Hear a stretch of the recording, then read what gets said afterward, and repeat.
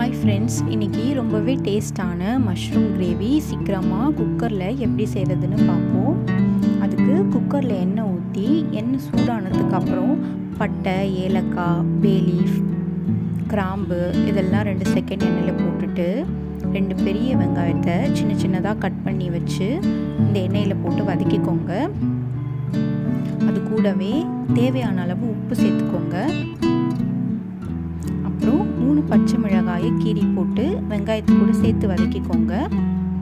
இது கூடவே 2 medium size தக்காளியை கட் பண்ணி போட்டு வதக்கிக்கோங்க.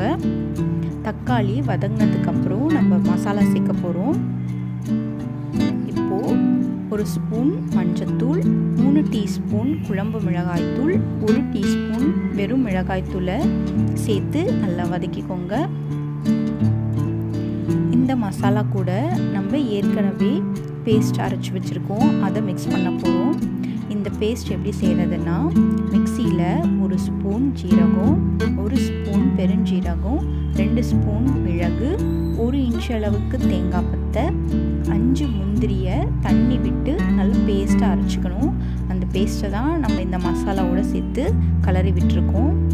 இப்போ இது கூட கொஞ்சோண்டு கொத்தமல்லி இலை சேர்த்து நல்லா கலரி கொடுத்துக்கோங்க. நம்ம ஏற்கனவே மஷ்ரூமை க்ளீன் பண்ணி கட் பண்ணி வச்சுருக்கோம். அந்த மஷ்ரூமையும் இந்த மசாலாவோட சேர்த்து நம்ம மிக்ஸ் பண்ணிகிட்ருக்கோம்.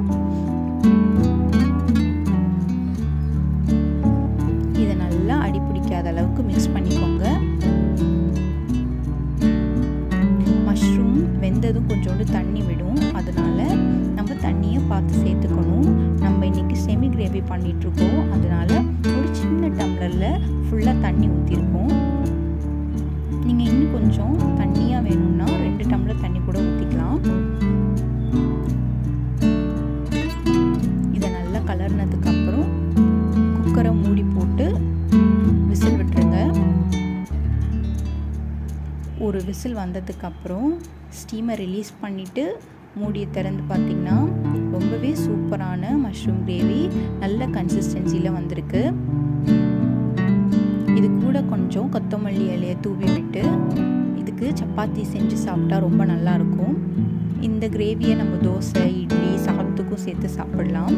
இதை நீங்கள் ட்ரை பண்ணி பாருங்கள்.